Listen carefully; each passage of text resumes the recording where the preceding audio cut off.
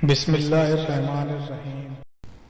حضور صلی اللہ تعالیٰ علیہ وسلم کفار مکہ سے تنگ آ کر طائف تشریف لے گئے۔ آپ کا خیال تھا کہ شاید وہاں کے لوگ اسلام قبول کر لیں گے، لیکن طائف کے لوگ مکہ والوں سے بھی زیادہ سنگ دل ثابت ہوئے۔ طائف کے بدماش حضور صلی اللہ تعالیٰ علیہ وسلم کو گالیاں دیتے، برا بھلا کہتے، ڈھیلے مارتے۔ حضور صلی اللہ تعالیٰ علیہ وسلم کے پیچھے پیچھے چلے آ رہے تھے، یہاں تک کہ حضور صلی اللہ تعالیٰ علیہ وسلم لڑکھڑاتے ہوئے اور حضرت زید کا سہارا لیتے ہوئے طائف سے 3 میل باہر نکل آئے۔ تب جا کر ان شیطانوں نے پیچھا چھوڑا اور وہ واپس لوٹ گئے۔ حضور صلی اللہ علیہ وسلم کھجوروں کے باغ کے قریب پیڑوں کے سائے میں بیٹھ گئے، چونکہ آپ بہت زیادہ زخمی ہو گئے تھے اور زخموں سے خون نکل رہا تھا، اس لیے نڈال ہو کر ایک کھجور کے سہارے لیٹ سے گئے۔ حضرت زید رضی اللہ تعالیٰ انہوں نے اپنی پگڑی پھاڑ کر آپ کے زخموں پر پٹیاں باندھیں۔ تھوڑا ٹھہر کر رسول اللہ صلی اللہ علیہ وسلم باغ سے نکلے تو مکہ کے راستے پر چل پڑے۔ دکھ و تکلیف سے طبیعت نڈھال اور دل ٹکڑے ٹکڑے تھا۔ کرنے منزل پہنچے تو حضور صلی اللہ علیہ وسلم نے نظر اٹھایا تو کیا دیکھتے ہیں کہ بادل کا ایک ٹکڑا حضور صلی اللہ علیہ وسلم پر چھایا ہوا ہے۔ آپ نے دھیان سے دیکھا تو اس میں جبرائیل علیہ السلام تھے۔ انہوں نے پکار کر کہا، آپ کی قوم نے آپ کو جو بات کہی اللہ نے سن لیا ہے، اب اسے آپ کے پاس پہاڑوں کا فرشتہ بھیجا ہے تاکہ آپ اس کے بارے میں جو انہیں چاہیں حکم دیں۔ یہ فرشتہ مالک الجبال تھے۔ انہوں نے آپ صلی اللہ علیہ وسلم کو آواز دی اور سلام کرنے کے بعد کہا، اے محمد صلی اللہ علیہ وسلم، بات یہی ہے، اب آپ جو چاہیں، اگر چاہیں کہ میں انہیں 2 پہاڑوں کے بیچ کچل دوں تو ایسا ہی ہوگا۔ نبی صلی اللہ علیہ وسلم نے فرمایا، نہیں، بلکہ مجھے امید ہے کہ اللہ تعالیٰ ان کی پیٹھ سے ایسی نسل پیدا کرے گا جو صرف ایک اللہ کی عبادت کریں گے اور ان کے ساتھ کسی چیز کو شریک نہ ٹھہرائیں گے۔ بہرحال اب 7 آسمانوں کے اوپر سے آنے والی اس غیبی مدد کی وجہ سے آپ کا دل مطمئن ہو گیا۔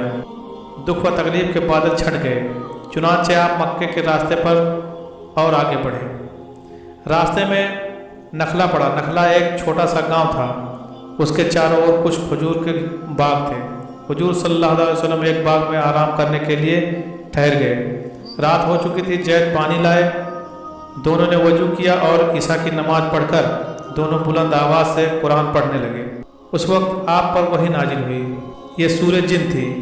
ابھی حضور صلی اللہ علیہ وسلم نے اتنی تلاوت کی تھی کہ زید تعجب کر حضور صلی اللہ علیہ وسلم کی طرف دیکھنے لگے۔ اس سور میں جنوں کا ذکر تھا۔ زید حیران تھے کہ جنوں نے کب کلام الہی سنا۔ اسی بیچ 7 آدمی سامنے سے اس طرح گزرے جیسے کھجور کے پیڑ سے نکلے ہوں۔ زید انہیں دیکھ کر حیران ہوئے، وہ کچھ ڈرے۔ حضور صلی اللہ تعالیٰ علیہ وسلم ان آنے والوں کو دیکھ کر مسکرائے۔ آنے والوں نے حضور صلی اللہ تعالیٰ علیہ وسلم کو دیکھ کر سلام کیا۔ آپ نے انہیں سلام کا جواب دے کر بیٹھنے کا اشارہ کیا۔ آدمی بولا، ہے خدا کے رسول صلی اللہ تعالیٰ علیہ وسلم، آپ نے سچ کہا، ہم 7 جن ہیں، نسیمین کے رہنے والے ہیں، آپ کے خدا پر ایمان لائے ہیں، آپ ہم کو مسلمان کر لیجئے۔ حضور صلی اللہ علیہ وسلم نے فرمایا، سعید روحیں خود بخود اسلام کی اور کھنچتی ہیں۔ تم خدا کی وہ مخلوق ہو جو آگ سے پیدا کی گئی ہو۔ مٹی سے بنا ہوا انسان تم کو اس وقت تک نہیں دیکھ سکتا جب تک تم اس کے سامنے آ کر اس کی شکل نہ اپنا لو۔ اے خدا کی عجیب مخلوق، کلمہ پڑھو۔ 7 جنوں نے کلمہ پڑھ کر اسلام قبول کر لیا۔ پھر انہوں نے وعدہ کیا کہ ہم نسیمین میں جا کر اسلام کی تبلیغ کریں گے۔ حضور صلی اللہ علیہ وسلم نے انہیں کچھ ہدایت کی۔ تھوڑی دیر کے بعد وہ رخصت ہو کر چلے گئے۔ دوسرے دن حضور صلی اللہ علیہ وسلم نے پھر اپنا سفر شروع کیا، یہاں تک کہ مکہ کے قریب پہنچ گئے۔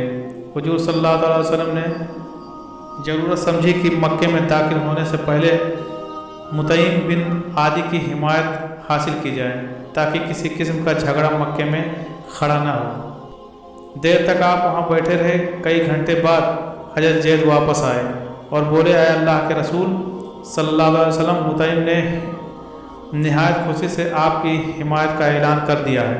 وہ اپنے 2 بیٹوں کے ساتھ آیا ہے، پہاڑی کے نیچے کھڑا ہے، تشریف لے چلیے۔ حضور صلی اللہ علیہ وسلم اٹھے اور زید کے ساتھ پہاڑی سے نیچے اتر آئے۔ یہاں مطعم اور اس کے 2 بیٹے اونٹوں پر سوار کھڑے تھے۔ انہوں نے حضور صلی اللہ علیہ وسلم کو دیکھتے ہی سلام کیا۔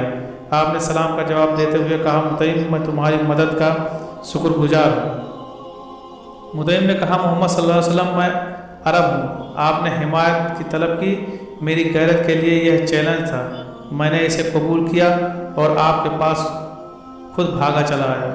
اب کسی کی مجال نہیں کہ آپ کی طرف آنکھ اٹھا کر دیکھ سکے۔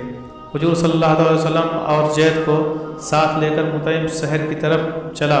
وہاں پہنچنے کے بعد اس نے اعلان کیا مکے والوں سن لو، میں نے محمد صلی اللہ علیہ وسلم کو پناہ دی ہے، اگر کوئی ان کے خلاف ایک لفظ بھی کہے تو ہم اس کی زبان کاٹ لیں گے۔